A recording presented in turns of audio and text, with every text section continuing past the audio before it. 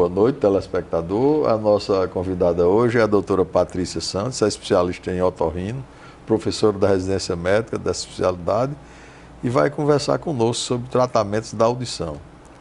Patrícia, como sabemos, o zumbido tem incomodado muita gente. Existe tratamento eficaz para o zumbido? Boa noite, doutor Leão. Boa noite. Existe sim. O zumbido ele é um dos sintomas que mais incomoda. Ele não é uma doença, né? Mas ele é um sintoma bem importante. Ele é muito procurado no consultório. Mas existe cura e existe controle. Em alguns casos, dependendo da causa, a gente consegue, tirando a causa, realmente curar o zumbido e ele nunca mais aparecer.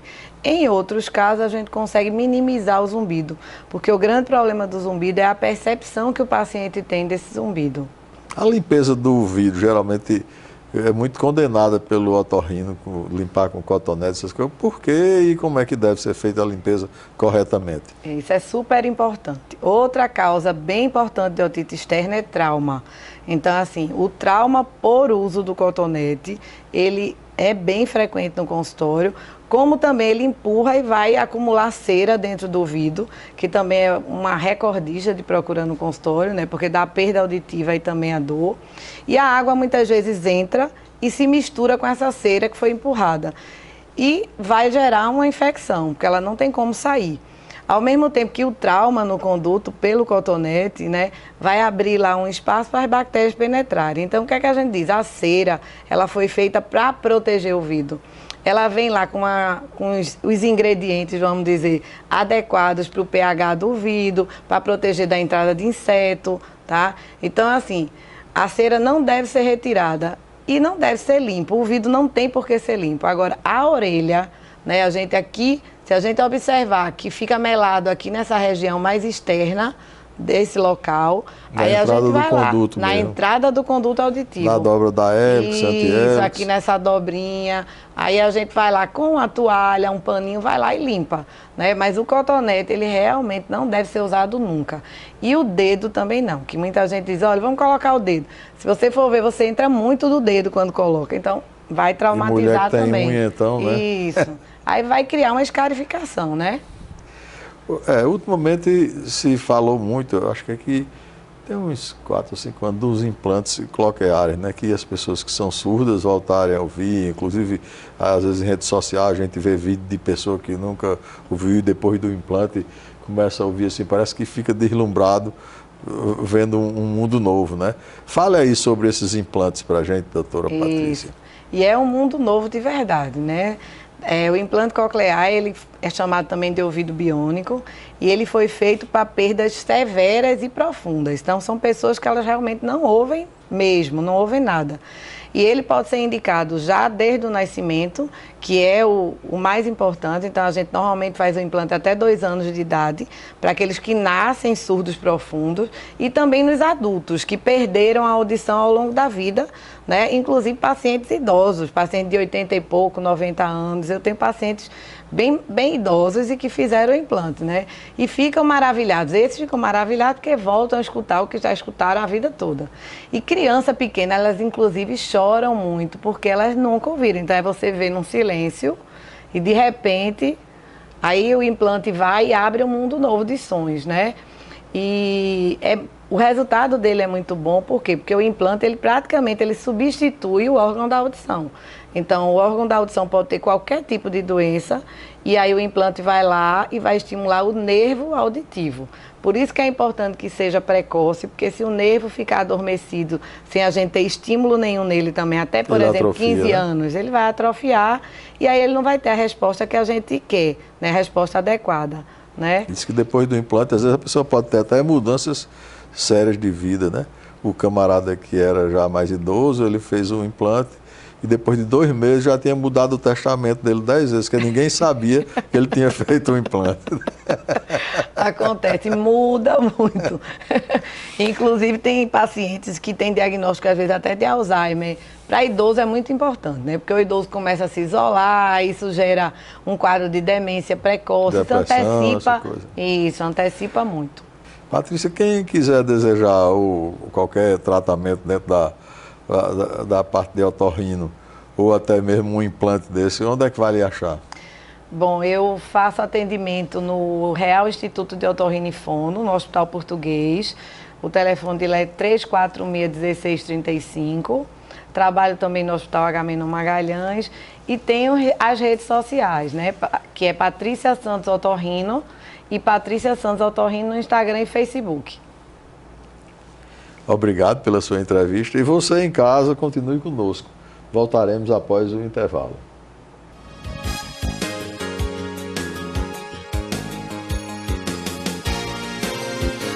Hoje vamos falar sobre rinoplastia.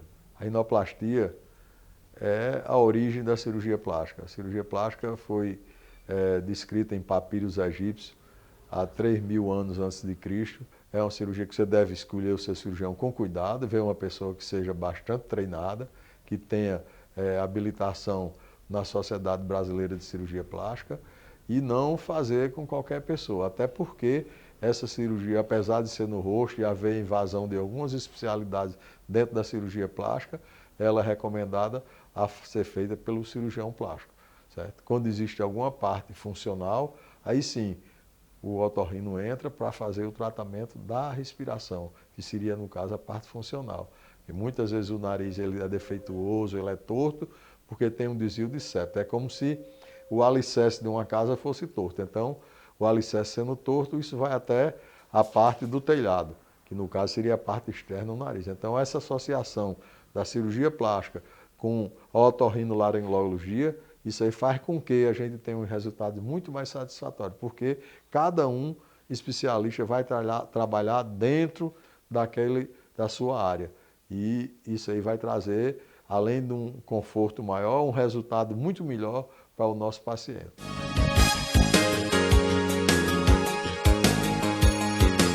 Agora vamos para o momento Vicofarma com a Georgia Vasconcelos.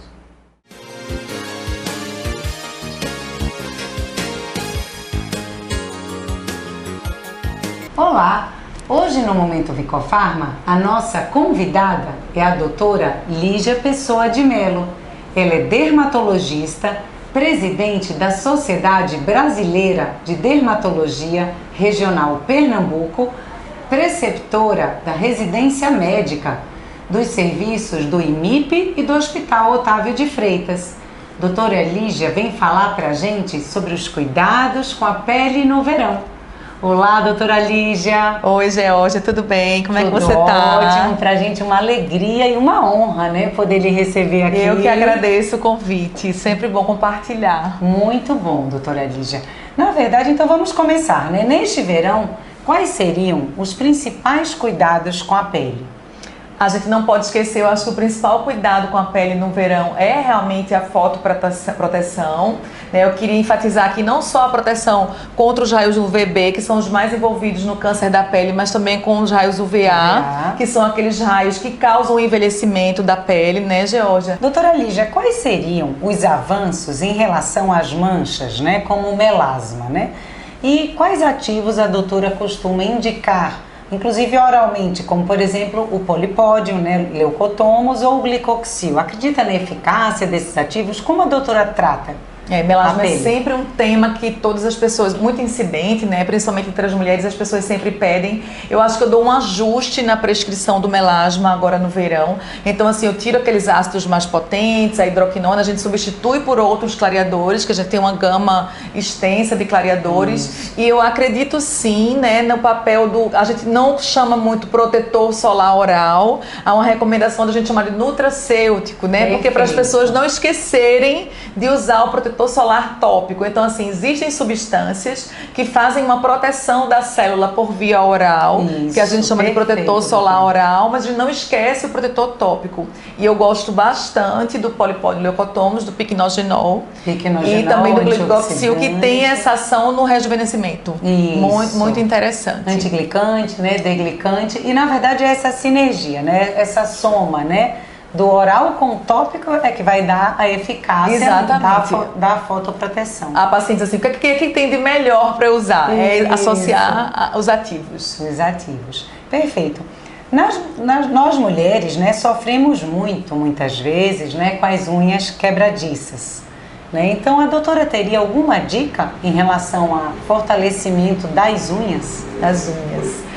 A unha é uma lâmina, né, uma placa de uma proteína chamada queratina. Aquela mesma queratina que a gente fala dos crustáceos, dos insetos. Então é uma lâmina de queratina que ela é composta por água, por colesterol, né? E o que acontece, principalmente nas mulheres, é de tanto pintar, de tanto usar acetona, de tanto fazer as unhas, agredir, essas unhas vão ficando fracas, quebradiças, descamando. A questão da cutícula também, tirar né? a cutícula, retirada, que é um né, hábito doutora? dos brasileiros, Pois que diminui é. a proteção da unha, né? A gente gosta muito disso. Então isso tudo faz com que as unhas fiquem com aquele aspecto quebradiço, desfolhando, que a gente chama de descascando, né? Então a abordagem que eu gosto muito para as unhas é dar um tempo, né? Um tempinho por semana para tirar o esmalte, diminuir a acetona, usar Respirar, né? respirar, a unha respirar. Respirem, né? O removedor sem acetona eu acho interessante também, Sem né, Georgia? acetona, perfeito. Sem acetona. E hidratar a lâmina, hidratar mesmo, né? Existem vários ativos hidratantes que a gente pode hidratar,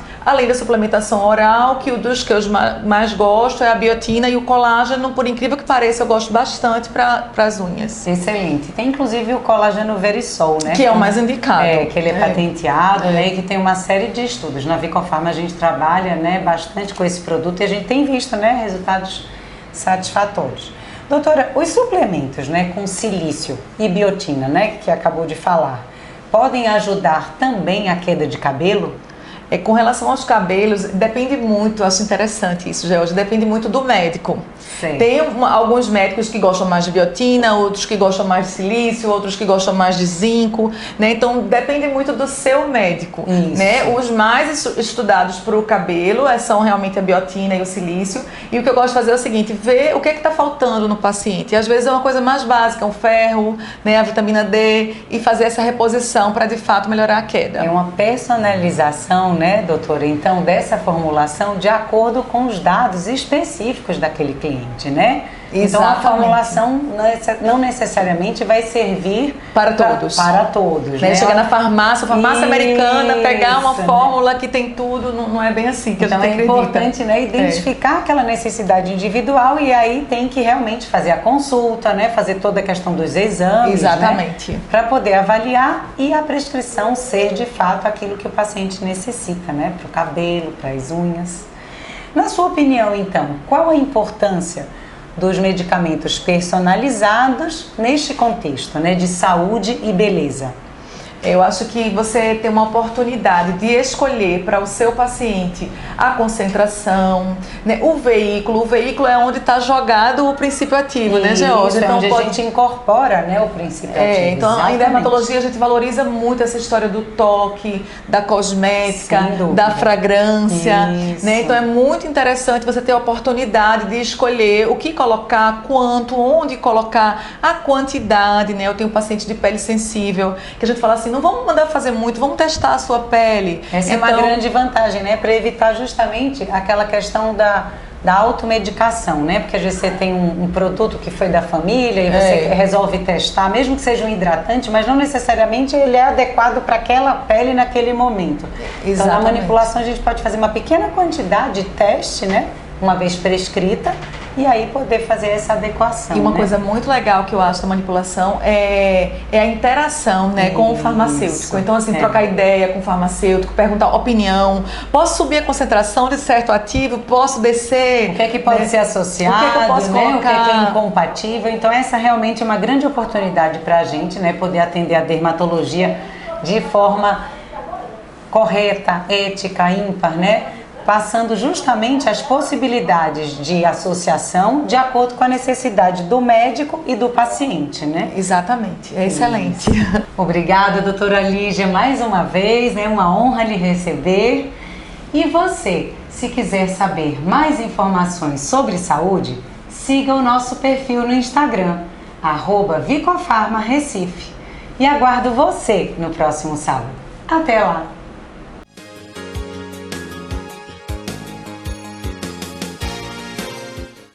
Boa noite, nós hoje vamos falar sobre bichectomia, que é um procedimento bastante usado hoje na cirurgia estética e principalmente na cirurgia de contorno facial, nas harmonizações e na reestruturação dos equilíbrios faciais. A cirurgia da bichectomia consiste na retirada de uma bola de gordura que nós temos aqui nessa região entre o malar e a mandíbula e que ela se estende até a região temporal. É uma bola de gordura bastante grande que às vezes ela dá o aspecto do rosto arredondado. Essa bola ela tem a finalidade de deslizar o bucinador com o macete e a função dela ela é apenas feita para amamentação, ou seja, depois que a gente deixa de amamentar, essa bola que facilita o deslizamento desses dois músculos ela passa a ser sem nenhuma função. Então, nos idos do começo do século XIX, um cientista anatomista francês, François Bichat, ele descobriu essa bola e isso foi retirado algumas coisas e durante muito tempo ela ficou esquecida. E agora, ultimamente, foi bastante evidenciada, porque artistas de televisões, artistas de cinema, certo? Tudo usando esse procedimento para que possa fazer um contorno mais anguloso no rosto, tanto projetando o malar como a linha da mandíbula, certo? É uma cirurgia bastante simples, que é feita por via intraoral, se faz uma pequena incisão lá na última parte do terceiro molar e por essa incisão se retira essa bola de Bichat, ou uma parte ou toda, dependendo da indicação que tem o caso. Essa cirurgia tem sido bastante invadida na cirurgia plástica por outras especialidades, mas ainda o domínio dela é feito por nós, pois a anatomia é muito mais dominada pelo cirurgião que estuda durante 3 anos, faz residência, anatomia, etc., tudo em cima disso, e nós temos um domínio muito maior em cima da bichectomia. Temos que ter cuidado também, porque uma indicação que não seja bastante concisa, ela pode depois fazer que haja uma certa atrofia no rosto, principalmente quando essa pessoa estiver mais envelhecida, porque há uma certa absorção da gordura da face e se essa absorção for bastante intensa, vai fazer com que a paciente fique com o rosto muito murcho, secando muito, ou então se a retirada que foi feita da bichectomia foi excessiva. A gente tem um limite e tem um planejamento pré-cirúrgico para que essa bichectomia seja exitosa. Nós vamos mostrar agora uma bichectomia executada numa convidada do programa e onde é feito toda essa cirurgia e se nota a simplicidade dela. Oi, Daniela, tudo bom? Como vai? Tudo direitinho?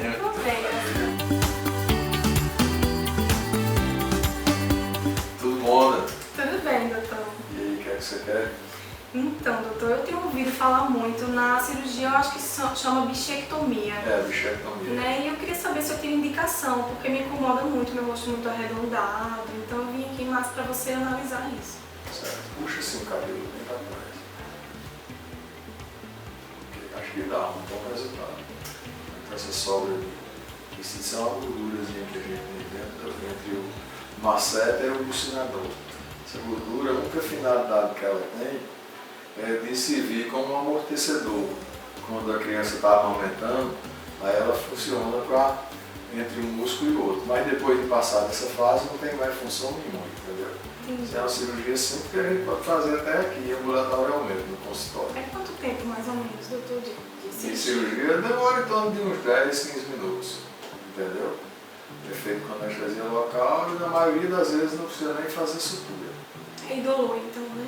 Não, indolor não é não, porque depois de dar anestesia local, tipo como se fosse uma anestesia para dentro, entendeu? Mas é simples de ser executado, na mão de quem sabe, obviamente. Tá ok? Tá certo. Então vamos fazer, vou pedir uns examezinhos aqui, que você vai fazer ele, quando tiver, no dia você já vem aqui, a gente já vai fazer a sua cirurgia, ok? Combinado. Tranquilo. Muito obrigada. Por nada.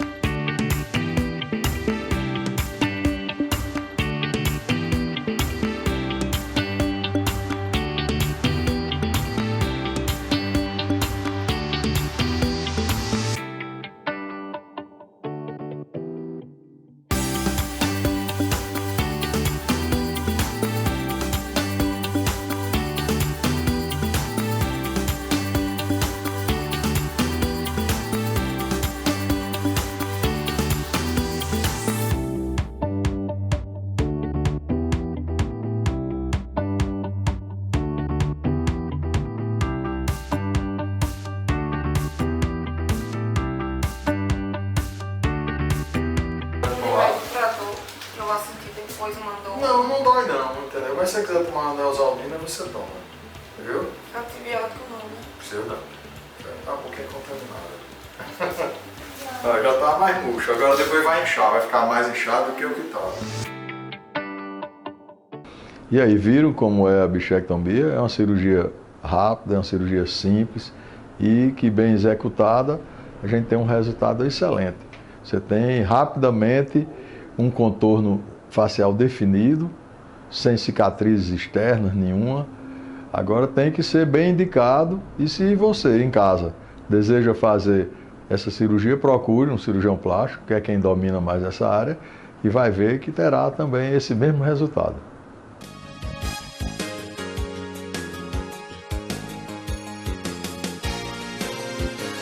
O nosso convidado de hoje é especialista em medicina chinesa e com formação em São Paulo com o Dr. Ioki Suka.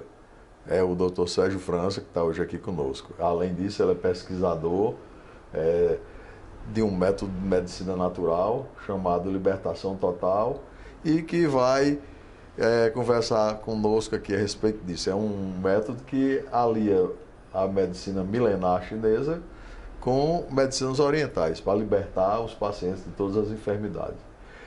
Tudo bem, Sérgio? Tudo bem, doutor Leão. Prazer conhecê-lo pessoalmente. Prazer é meu tê-lo aqui e agradecer a você pela sua participação aqui conosco. É possível envelhecer sem ficar velho? Com certeza, doutor. Inclusive, o senhor está falando com um pai de 3 filhos e vovô de 2 netos. Eu ando de skate, patins, bicicleta, faço tudo que qualquer jovem faz. Quais são os exames que são feitos na medicina chinesa ou natural que diferem da nossa medicina habitual? Nós, doutor Leão, é muito simples nossos exames, mas com eficiência incrível.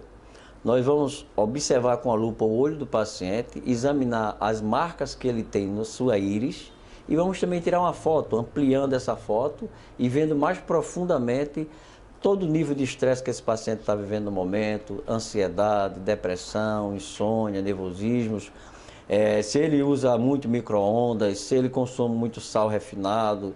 A gente consegue ver as marcas na íris que nos mostra um diagnóstico desse paciente. Tudo através do olho, na íris, através da íris, doutor. Então, você passa o remédio para o paciente também?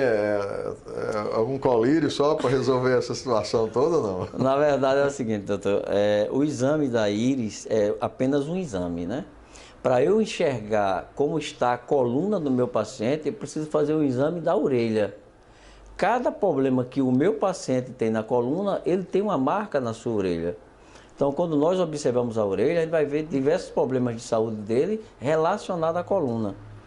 E tem outros tipos de exame também relacionados à coluna, mas também temos o exame da língua, que existem marcas na língua que vai mostrar o funcionamento do rim, do fígado, do pulmão, vesícula, etc. Mas além desses 3 exames especiais, eu gosto muito do exame o teste do toque no nervo. Então eu vou pegar na mão do meu paciente, no antebraço, no braço, na cervical, e aonde ele sente mais dor é onde ele tem mais inflamação. E aí eu começo a diagnosticar todos os seus problemas. E os pacientes que sofrem com dor já saem sem dor logo na primeira sessão, com essa palpação no nervo? Boa pergunta, doutor. Nós temos um diagnóstico tão preciso com esses exames que eu acabei de lhe revelar, que nós já vamos identificar onde está o problema do paciente.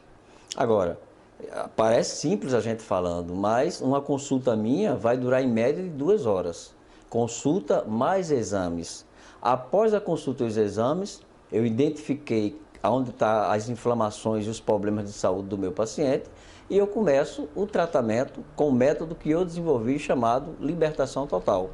Libertação do estresse, da depressão, da ansiedade, do nervosismo, das dores em geral. A famosa dor do nervo ciático, tão temida pelas pessoas, a partir da primeira sessão, doutor, meu paciente já sai ou no mínimo 50% melhor da dor, se for jovem, já sai sem dor nenhuma. Totalmente curado. Totalmente livre da dor. E o tratamento, quais são as medicações que você usa dentro desse seu sistema? Dentro desse sistema, doutor, nós vamos usar, por exemplo, como anti-inflamatório, um dos melhores antibióticos hoje que existe na natureza, existem vários, mas um dos melhores é o açafrão da terra, a curcuma, a caule, que na verdade é o mesmo tempero. Depois vem o alho e vem tantas outras formas naturais de desinflamar o corpo do paciente. Nesse método também é importante a mudança de hábito alimentar? Com certeza, doutor. A mudança do hábito alimentar, para falar do clássico, que é dor na coluna, que quase todo mundo tem, depois que eu trato um paciente com dor na coluna, eu vou pedir para ele, por gentileza, evite comer camarão, lagosta, siri, caranguejo, porque esses alimentos vão voltar a inflamar o nervo que eu acabei de desinflamar. Mas o refrigerante, por exemplo, os sucos enlatados, os embutidos, todos eles causam não só inflamação no corpo, mas também ele causa uma intoxicação metabólica, fazendo com que esse paciente desenvolva diversas ou praticamente todo tipo de doença. Para diabetes, você tem algum tratamento assim especial? Temos sim, doutor. Para o diabético, nós vamos mudar a alimentação dele, né? Que todo tratamento para diabetes tem que melhorar um pouco a alimentação. Então, nesse tratamento para o diabético, a gente precisa ensinar para ele o seguinte: quem colocou a batata foi a natureza, né? Foi produzido na natureza. Então, põe na tua mesa, coma a batata, coma o inhame. Mas quem botou o pão na tua mesa não foi a natureza, foi a padaria. No caso, o glúten, né? Não só o glúten, doutor. Na verdade, o glúten, o sódio, o açúcar... Por incrível que pareça, doutor, o pão doce tem sal e o pão francês tem açúcar. Por que a medicina natural é tão importante e o paciente aprende a respirar melhor? Porque a respiração, doutor, tem alguns trabalhos científicos, que inclusive o doutor Laí Ribeiro, que é um médico cientista, ele já fez diversos trabalhos, né, sobre isso.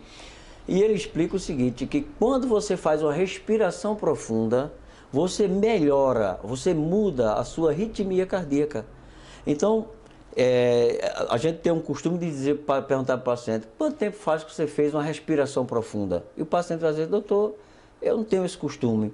Então, nós vamos ensinar o nosso paciente a respirar corretamente pelo diafragma, onde ele vai respirar pelo nariz e expirar pela boca. Tudo. E nós vamos fazer uma desintoxicação em todo o sistema do nosso paciente. Por exemplo, eu não tenho como libertar um paciente de uma dor de coluna, do nervo ciático, ou de uma fibromialgia, se ele não aprender a respirar e fizer a respiração junto com o tratamento. Fica quase impossível resolver. Me deixa aí o seu contato para nosso telespectador que quiser lhe procurar, onde é que vai lhe encontrar. Nós ficamos localizados na Avenida Domingos Ferreira, em Boa Viagem, no Clinical Center Carla Patrícia, no consultório 34, na sobreloja. Agradecemos a sua participação, Dr. Sérgio França, e você continue conosco. Voltamos após o intervalo.